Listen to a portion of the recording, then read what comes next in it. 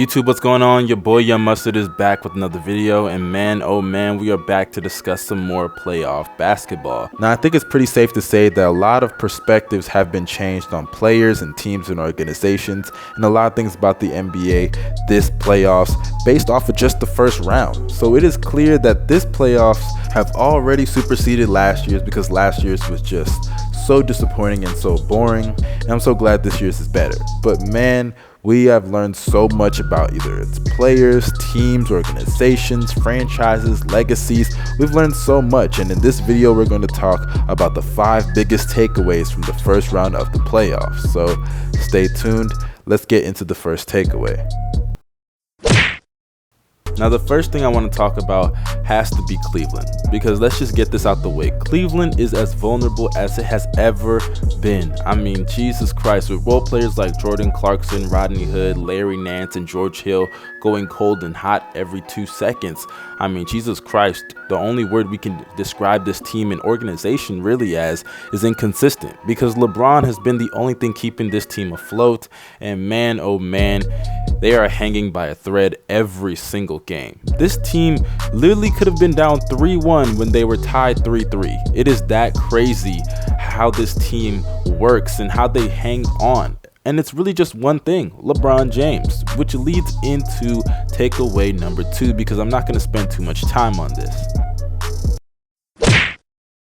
LeBron James is carrying this organization way too much. And he is proving why he is still the king of the NBA, because LeBron James, time after time after time throughout the whole series against Indiana, showed up. Whether it was the buzzer beater, whether it was the block, whether it was guarding Oladipo, you know, he did everything. And the fact that he is in his 15th season, he's past the age of 30, and he's still being asked to go out there and put up the numbers he's putting up just to barely win games and guard their best perimeter player at this stage in his career. It is crazy, and it just shows and demonstrates why LeBron James is still the king of the NBA, why he is still the best player in the world. It is crazy. This man went out there to average basically nearly a 30-point triple-double throughout a whole series that went to 7 games. It is crazy how they barely survived. And I mean, when you look at a lot of things that happened,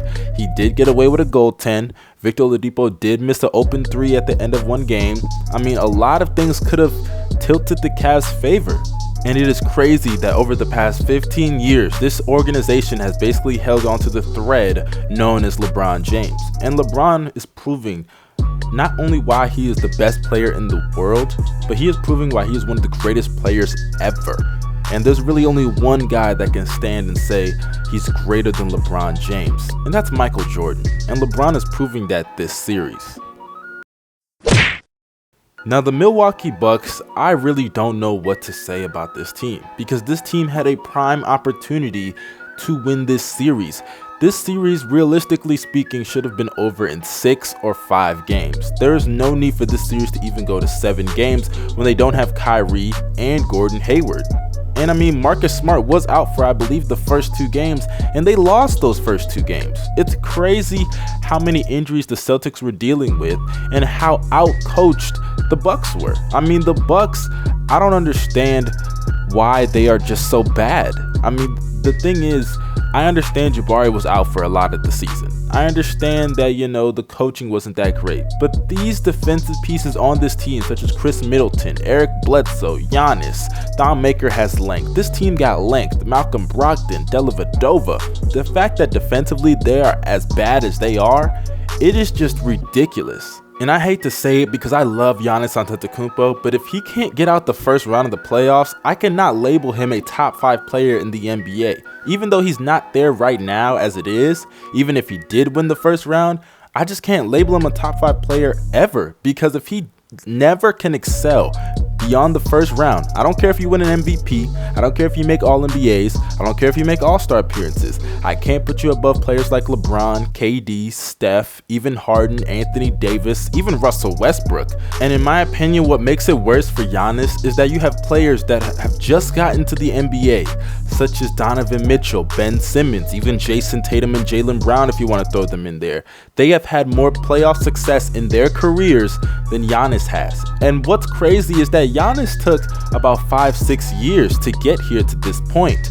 And Giannis, you still have not gotten out of the first round of the playoffs. A lot of people thought you would be an MVP this year.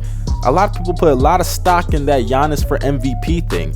And Giannis, I hate to say it, I know it may not be your fault, primarily, but you are not living up to the expectations that a lot of people are putting on you.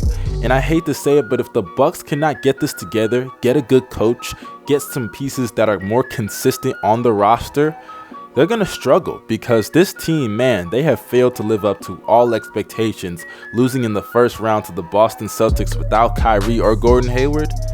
That's something that I did not see coming for this Milwaukee Bucks team. Now, one of the biggest things that a lot of fans have to be excited for is the future of the NBA, because man, oh man, it is bright. Because not only do we have Donovan Mitchell ball, we had Ben Simmons ball, and Joel Embiid as well. Those two are going to be quite the tandem in the NBA. I mean, Jesus Christ, they have been one of the best duos in the league, period. They've been one of the best teams in the NBA this year. And what's crazy is that they could actually go to the NBA Finals. If I had to actually put money on them, I'd do it. I think they actually have a legitimate shot of getting to the finals, because for one, the Raptors, they're chokers. Two, LeBron is carrying too much of a load, and who's guarding Embiid? I mean, Jesus Christ, nobody can guard Joel Embiid in the league. Not just in the East, but in the league. So when you put Kevin Love on him, Jesus Christ, he's going to get dominated. So when you have that team, and also the great role players such as JJ Redick, Robert Covington, Dario Saric, Holmes, they've stepped up, and I think that they will continue to step up, and they may make the NBA Finals. And then you also have other young players such as Jason Tatum and Jaylen Brown balling against the Milwaukee Bucks. Also, if you want to throw in Terry Rozier and Marcus Smart, those are also some solid young players. They all stepped up. And I know a lot of people will say the system in Boston is really what got them to beat the Milwaukee Bucks, and Brad Stevens outcoached them, which I do agree with for the most part. But we cannot take away the contributions of Terry Rozier. Also, you have contributions from Marcus Smart, because man, oh man, the intensity that he plays with is just something that you cannot teach. You cannot teach intangibles like that, especially on that defensive side of the ball. And you also have play from Jaylen Brown and Jason Tatum, who, man, they got superstar potential, especially Jaylen Brown on that defensive side, because he can be one of the best two-way players in the league. And Donovan Mitchell, like I said before, Jesus Christ, one of the best performances I have seen in the playoffs by any player, not just a rookie, but by any player. He lit that team up. I mean, what was it? 45, 35, and 90? Those are his shooting splits for a rookie. For any player, that's really good. And for a guy to average over 25 plus, and he was grabbing 10 and 8 boards a game at some part of that series against OKC. I believe the averages were like 25, 6, and 3. He was a monster. And on the defensive side, he was doing his job on Russell Westbrook. I give him a lot of props, because defensively, he's a really solid player. I mean, the future is bright for the NBA, and with the development of these players, it's only going to get brighter and better.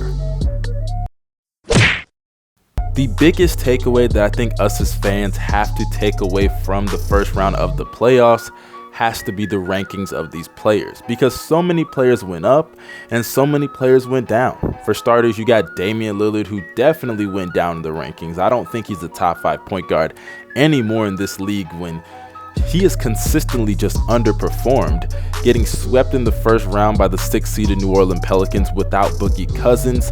And then also you have Drew Holiday, who definitely went up in the rankings, because towards the end of the season he was on fire, averaging around 20 and 7 and nearly 5 rebounds a game. And then you also have Nikola Mirotic, who balled in the series. He definitely has gone up in the rankings. Anthony Davis, man, oh man, is he ever a top 5 player more than now, because he has to be top 5 and arguably top 3, because when you look at KD and LeBron, I think those are the only 2 players that you can definitively say are better than Anthony Davis, because you can't definitively say Harden's better, because on that defensive side of the ball, Anthony Davis is a monster. You can't say Steph is definitively better, because yeah, he does play with a lot of talent, and let's just be honest, Anthony Davis is better on that defensive side of the ball. You can't put Russ over him. You can't put a lot of these players over Anthony Davis definitively, and that's a big deal. And with him still being in the playoffs, if he can upset the Golden State Warriors, who knows what can happen with Anthony Davis's legacy and his career and his rankings in the NBA.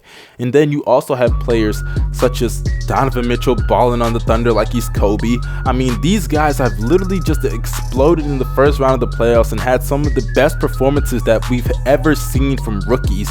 It is crazy. And this Rookie of the Year race, I know it did end in the regular season technically, but it's kind of still going on in the playoffs, because these guys are balling and dominating. And also you got Joel Embiid. Where does he rank among the NBA centers? I mean, that's a really big question. With the way he dominated the Heat and the way we expect him to dominate the playoffs, who knows what Joel Embiid will be at the end of the playoffs when it's all said and done, and where we're going to rank him among the best players and the best bigs in the league. Speaking of bigs, look at Cat. Cat completely underperformed and bombed it in the playoffs this year, and I was expecting Wiggins to be the guy who bombed it, but it was Cat. Even though I know Cat didn't get a lot of touches and a lot of shots, Cat didn't do well with the ball with what he was given. So that kind of has to be in question on where Cat ranks in the NBA. Russell Westbrook going into the playoffs and actually going into the season was viewed as a top 5 player, but now I can't really say that anymore. I can't put him ahead of players like LeBron, Kevin Durant, Steph Curry, James Harden, Anthony Davis. That's 5 right there. And what's funny is that Kawhi Leonard didn't even play this year. That could be 6 players right there already better than Russell Westbrook. He wouldn't even be the 6th player that's the best in the league. He'd be number 7 if Kawhi was playing, and if he was playing at the level that we all expect him to play. When you look at someone like Carmelo Anthony, going into this season, it was blasphemous and preposterous to say that Lonzo is better than Carmelo, but now I don't think it's that blasphemous anymore.